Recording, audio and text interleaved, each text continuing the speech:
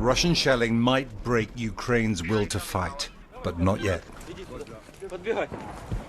They had to keep moving.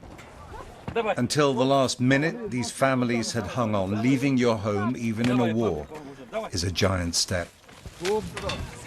They're heading towards the capital, still almost untouched, but only about 10 miles away. She was as dignified as a woman striding to the park. In fact, like all of Ukraine and Russia, they are struggling into a dark future.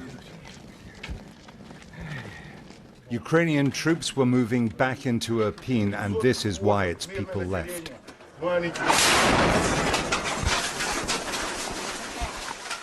Journalists tried to help the casualties. A family, mother, father, and 2 children were killed by another shell. This was inside the town, Russia's target as it tries to revive its offensive. The civilians are getting out over what's left of a bridge that was blown to slow down the Russians if they take Irpin. Civilians are supposed to be protected by the laws of war. Russian shells were very close. Good luck,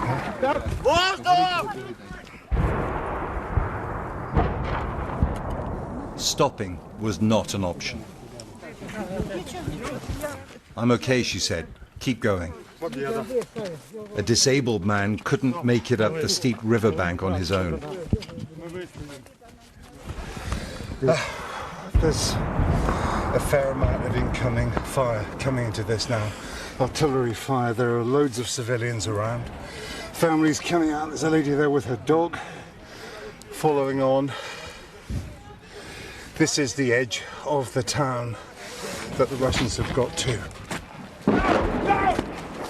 Civilians were in the firing line, but the Russians might have been trying to knock out nearby active Ukrainian artillery. Casualties and evacuees were taken to an assembly point in a suburb about a mile away. They were still in range of Russian guns, but for now, relatively safe. Vladimir, 85, a 30-year veteran of the Soviet army, got his family out.